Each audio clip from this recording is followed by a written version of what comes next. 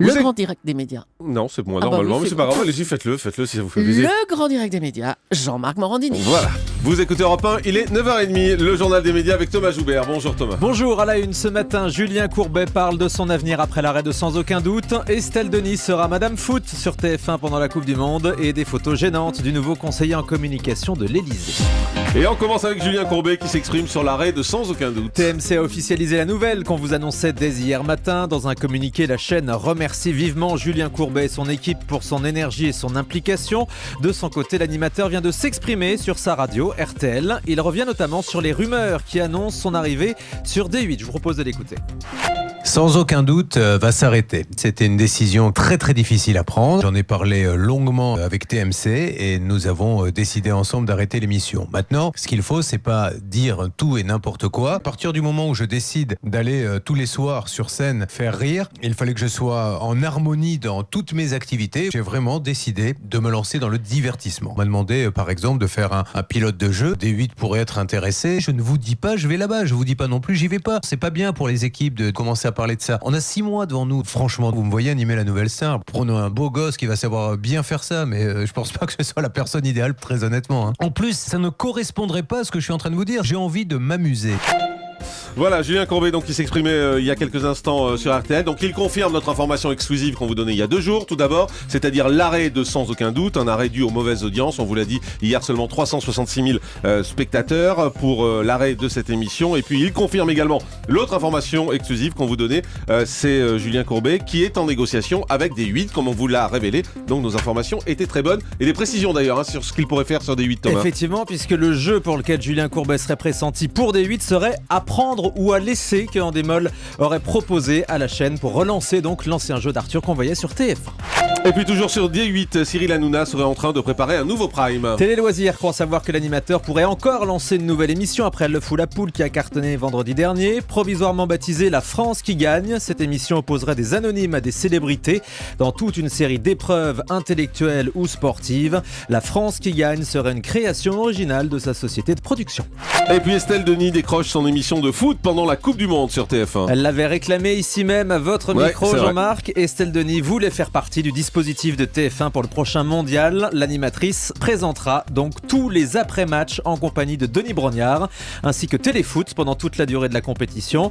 Ils seront accompagnés de Franck Leboeuf en plateau. Pour les commentaires des matchs, TF1 s'appuiera sur son trio Christian Jean-Pierre, Vicente Lizarazu et Arsène Wenger, ainsi que sur le duo d'Eurosport Christophe Bureau et Yuri Djorkaeff. Au total, TF1 diffusera 28 matchs de cette Coupe du Monde, dont tous les matchs des Bleus. Et puis une déprogrammation dès demain sur M6 pour donner sa chance à Valérie Damido. Oui, la chaîne des programmes C'est ma vie de Karine Le Marchand dès cette semaine. À la place, M6 va rediffuser les reportages grand format de 66 minutes, suivi du Grand Bêtisier. La 6 espère faire de meilleures audiences ce samedi après-midi pour booster le talk show de Valérie Damido à 17h.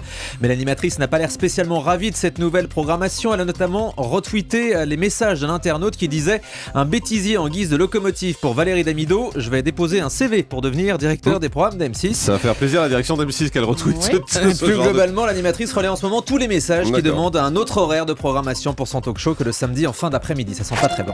Patrick Sébastien fait une étrange comparaison entre les candidates de télé-réalité et la prostitution. L'animateur du plus grand cabaret du monde était l'invité du Grand 8 de Laurence Ferrari hier matin sur D8. Interrogé pour savoir ce qu'il pensait de Nabila, Patrick Sébastien a évoqué la prostitution. Quand je vois comment est devenue Loana, j'espère pour elle qu'elle s'en sortira mieux. J'ai plus de pitié que j'ai plus de compassion effectivement pour ces mômes, parce que c'est des mômes. Hein. C'est une branche voisine de la prostitution, quoi. Voilà, Waouh, c'est un peu hard ça. Pour moi, oui. C'est un peu hard quand même. Non, c'est pas un peu hard, c'est une branche voisine, c'est jouer... La télé-réalité, vous voulez dire, c'est ça? Non, ce genre de jeunes filles, elles sont pas si loin que ça, quoi. Ouais, c'est vraiment dur hein, quand même. En tout cas, c'est l'avis de Patrick Sébastien. Le nouveau conseiller en communication de François Hollande, déjà au centre d'une polémique. Gaspard Ganser vient d'être nommé chef du pôle communication de l'Elysée, mais il a visiblement oublié de verrouiller sa propre communication puisque son profil Facebook est en effet en accès libre à tout tout le monde. On peut donc accéder à toutes ces photos, notamment des photos de soirée entre amis où on le voit très détendu avec même une cigarette roulée à la main, une cigarette qui ressemble fort à un joint.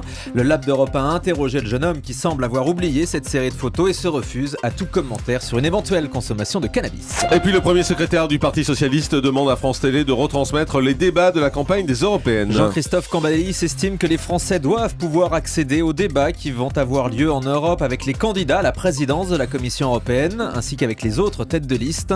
Selon le premier secrétaire du PS, France Télévisions refuse pour le moment de retransmettre ces débats.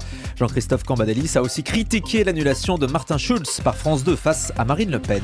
Et puis Énergie 12 a dévoilé le nom des célébrités qui vont repasser le bac. L'émission aura le droit à 3 prime time au mois de juin et à 15 quotidiennes pour suivre ces personnalités dans leur préparation au baccalauréat. On retrouvera parmi elles notamment Élodie Gossuin, Jean-Marie Bigard ou encore Fauvoto. Auto, c'était. Danse avec les stars. Terminé. Fauvoto. Fauvoto. Danse avec les stars. D'accord. Voilà. Vous voyez pas qui c'est? Non.